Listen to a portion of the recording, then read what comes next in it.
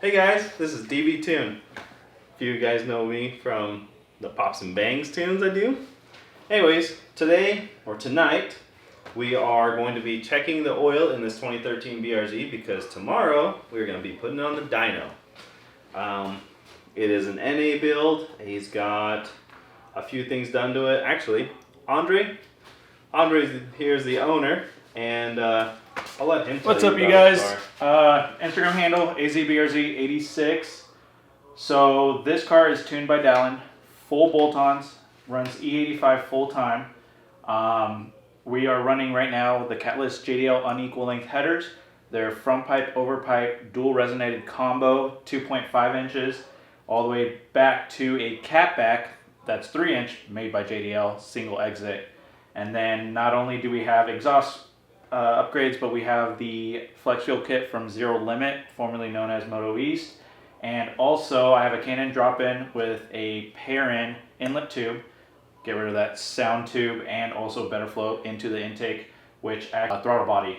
And we're hoping that this car will hopefully put at least 200 wheel horsepower running 485. Sure. We'll see. Not many of these cars make it past 200 wheel, but so we're looking about average. And for those of you that are going to be saying, oh, elevation's an issue, just keep in mind we're in Arizona. So if you want to look it up, be my guest. Phoenix, go for it.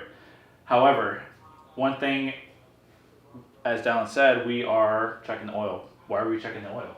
Oil is a very, very big concern on these cars. These motors are very, very sensitive to oil.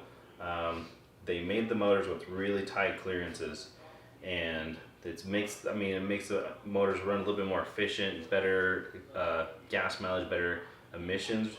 But in the long term, it makes them a little bit more fragile, a little bit more sensitive to oil. So what I always recommend is the guys that are either boosted or running flex fuel E85 all the time, change it every 3,000 to 4,000 miles.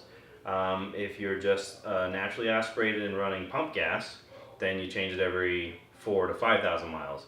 The reason being is the oil will break down, and even though you can't see it, it is breaking down, and it also is also not pulling enough heat out of your motor as well, which can cause problems. So a lot of people don't know that the oil actually cools the motor just as much, if not more, than the actual coolant does. So we're going to be checking the oil, make sure it's good. We don't want to have any problems, don't want to spin any bearings, which we've seen, quite a few times around the world, whether the car's tuned, stock, whatever it may be. The oil is a big deal on these cars.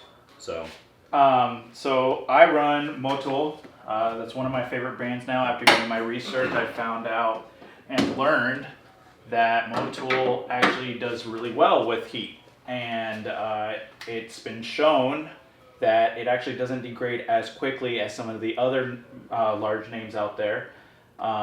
So I've been running it for 50,000 miles. I've been running ethanol for 50,000 miles. And I've been tuned by Dallin for the last 20,000 miles. And before that, self-tuned on the OFT for an extra 20,000 miles. So this car, for as long as I've had it, has been tuned, running ethanol, and I've been running Motul for the most part. And I have had no issues. My car, I wouldn't say I drive it like a crazy maniac, but I definitely redline it here and there. Definitely do spirited driving through the canyon. No issues. I keep up on my maintenance. And honestly, that's the biggest thing about any car, not just the 86 platform. But if you're better off spending the $400 up front maintaining your vehicle than having to drop almost $5K, and that's sometimes the price of just the motor, and you're doing the labor yourself. So keep that in mind. But we do need to check the oil. Right now I'm currently running 020 because it's winter. However, during the summer here in Arizona specifically, and as Dallin recommends, above 95 miles per hour, 95 degrees Fahrenheit, it is recommended to possibly run 530, a little bit thicker. Heat handles the heat a lot better, which, as previously stated, if your oil temps get way too hot, you tend to lose oil pressure. We don't want that to happen. correct, yeah, and you need to be able to dissipate the heat. And the thicker oil will help dissipate the heat. Also, the better brands help dissipate the heat. So you can actually look up and see the heat ranges of each specific oil if you do your research online. And actually, I'm pretty sure it's in your manual. If you have your factory manual in your BRZ 86, it actually has a section in there that you can read that tells you which type of oil to use during what kind of conditions as well. And it looks like we are back down to half. So we need to add about a half a quart of oil. Just make sure it's good. And aren't you're getting near the 3,000 mark anyways, correct? Yep. And we will be picking up oil tomorrow. We're visiting Ravi at We Don't Lift. He provides oil here for the 86 owners locally. Pretty inexpensive too for some of these awesome brands as well. So he also ships nationwide, and actually I'm pretty sure he does worldwide as well. So if you're looking for race parts, fluids, safety gear, he's definitely someone we recommend, and he tracks, so he has a crap load of knowledge when it comes to racing and maintaining vehicles. Oh, and he's also going to tell us about that cool new AccuSump system they have. Maybe he'll tell us about that tomorrow. Possibly. Awesome. So it looks like oil will be topping it off here, and we'll be ready to go for tomorrow.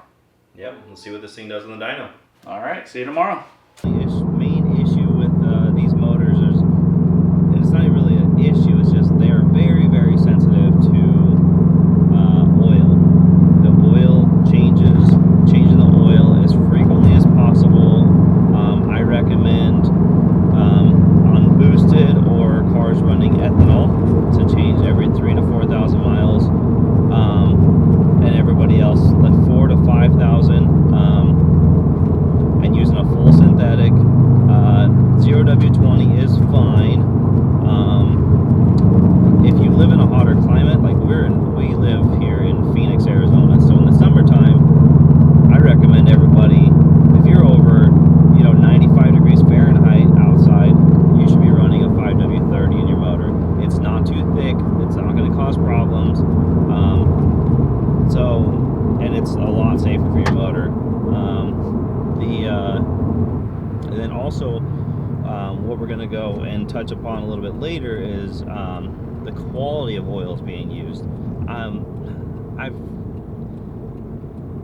I have quite a few people, having their oils changed at like chain shops, and sometimes you get a good deal on a full synthetic oil change, but you don't know what that oil is. It could be very, very low quality full synthetic oil, and to point out, because recently we had somebody come in and he was throwing blue smoke out his exhaust pipes because he went to a Jiffy Lube and they overfilled the crankcase with oil. By 2 quarts overfilled, and his car was burning oil through the exhaust, just billowing bluish white smoke out. And so he had to take it to the dealership and ask them to diagnose it, and they came to the conclusion there's 2 quarts too much oil in the car. They changed the oil for him, put the right amount, everything, and it's good to go now, no issues. But if you are gonna take your car to like a change shop for oil changes, I would recommend you either request higher quality oil. There's quite a few different brands out there. There's Motul, AMSOIL, on the easier to acquire Mobile One. Just make sure you're running something that is of higher quality. Don't run some off-brand cheap stuff, and you won't have any problems. A lot of those shops, they will allow you to pay them to change your oil, but they will allow you to bring your own oil and filter. And filter's another important thing as well. You can get cheap filters and small filters that don't filter as much, and this is stuff that's oil and filters is a big topic online. There's so many different variables, and everybody's got different opinions, but if you go to the dealership, you can get an OEM filter for $5. It's not, or you can get something better. You can get a Mobile One filter, K&N filter,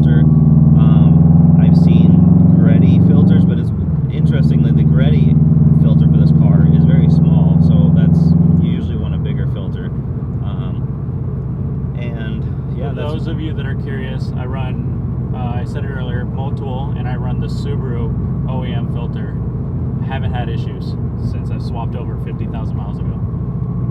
And, you know, you're going to pay a little bit more now, but in the long run, it's better to spend more money on quality maintenance and oil changes and good actual oil and filters than it is to be rebuilding a motor with a spun bearing or replacing it, because these motors are built with very, very tight oil clearances. And the reason they did that is because they're able to get a lot better emissions and technically a smoother running motor. But the problem is it's not as safe. So you start, you know, driving your car hard, you know, doing performance modifications, tuning, all that stuff, and, you know, you're running more risk. It's, you know, it's just, that's how it is with any vehicle. But this FA20 is very sensitive to oil. If your oil is old, low, or anything, it's very, very easy to spin a bearing. The clearance is way too small, way too tight, and they just all it takes is a split second of not enough oil in that spot, or degraded oil because you've been running it too long, and you spun a bearing. Next thing you know, your motor's making horrible screeching sounds, knocking sounds, everything else. So we are now here getting some. We're running E85 today, huh? Yep. All right, let's get some ethanol. So I will go get gas, and I'll be right back. All right, we just filled up with ethanol, full tank. Hopefully Velvista and Broadway is still. You probably have to reset the app.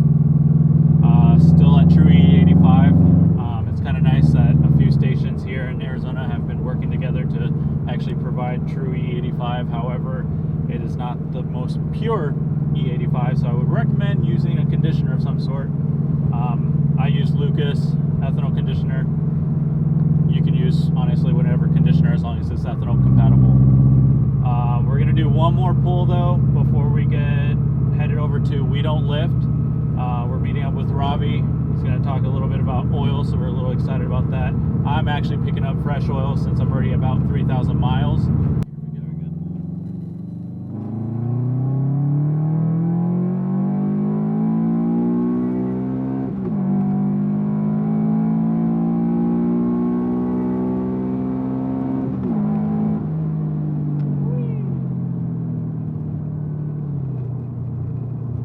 Freeway on-ramps, they're the best. Yeah, me too. Your car's pretty loud. I know, and for some reason it's like extra rattly today. Yeah, in the car. So we are here at We Don't Lift. Meet with Ravi, the owner. He has great knowledge when it comes to oil. In fact, this is where I come to purchase my oil. And if I can't make it over here to Tempe, he's kind enough to send it to me. So if you guys are national, feel free to hit him up. He's has a lot of safety gear, also a lot to do with racing. So if you have any questions, he's actually pretty useful in almost all matters when it comes to automobile. But here's Ravi. What's going on, guys? So what's the topic today, gentlemen? Oil. Oil. What specifically about oil do we want to talk about? So we're looking at what kind of oil to run. Okay. We're also looking at oil on a daily driver versus something that's going to be beat on or driven on a racetrack. Oil life. Everybody's wondering, that's a dog eating food down there. We're not just, yeah. So different brands of oil, how there's better oils out there, and then oil changing intervals, how oil can degrade, and even if you can't see the color changing, you can, it's degrading. Something like running ethanol, slowly gets in there and degrades it, stuff like that. Right. Definitely. I mean, there's a lot of aspects to look at. Obviously, the use of the vehicle, what you're doing with the vehicle. Like for everybody's gonna have a different need, I guess you might say. Generally speaking, like I always recommend people to stay with whatever your factory recommends. If you have a factory-ish vehicle, factory circumstances, the engine's running close to factory powers, you haven't changed anything. Where it gets more complicated for us as enthusiasts and as anybody who modifies cars is we don't necessarily keep the engines factory anymore. So the different aspects are involved. Like, have you changed the bearing clearances? Are you running? Are you drag racing? Are you road coursing it? Are you doing something that'll elevate the oil temperature, for instance? Correct. A lot of vehicles will come with a very specific oil viscosity grade recommendation, and even in the manual it'll say for these operating temperatures, and you'll notice that you may not fall inside that operating temperature, so that means that doesn't apply to you necessarily. Like road racing is extremely common. We'll be out there beating a car for 30, 40 minutes, longer sometimes if people do enduros, that type of thing, and the factory vehicle may have, called for like, 0-20 or 520 on a Honda, and that's not realistic to run for 40 minutes at full tilt without expecting some kind of failures or, damage to the engine over time, that type of thing. So like in those kind of cases, like having data-driven changes is immense. Monitoring your oil consumption rates, monitoring your oil temperatures. That's one thing people just neglect in my experience. Is they don't actually have any way of checking the temperature of their oil while they're driving. So they may think everything's fine, but they're actually running their oil outside their operating temperature range for it, and it's causing damage over time. Yes, correct. And then what?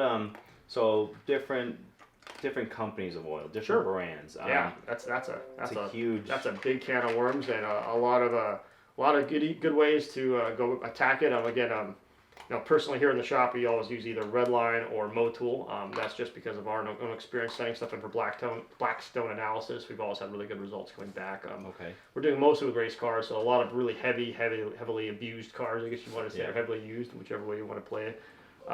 Even on our own race car, we did Blackstone a couple times on it, and the Motul products generally stick up, for a couple thousand miles of heavy use. I did an entire year on one oil change just to see what would happen. Yeah.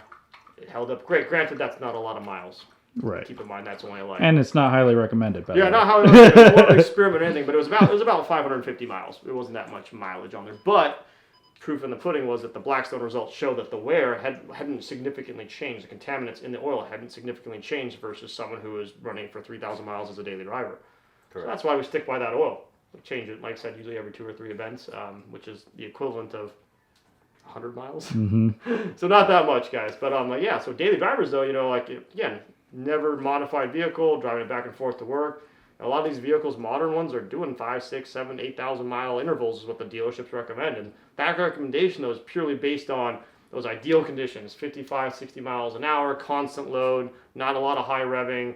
Obviously, if you're racing a car and you're staying up in the higher ends of the rev range all the time, you're really putting a lot of heat into the oil and asking a lot from it. Mm-hmm. So intervals go down, quality of oil you want to use goes up. Some of that, there's some outliers out there like SuperTech oil. If you've ever studied that much, there's some really mixed results out there on that stuff. Really? Would I use it? Not necessarily, but that doesn't mean that the results that people have found out there are invalid. You know what I mean?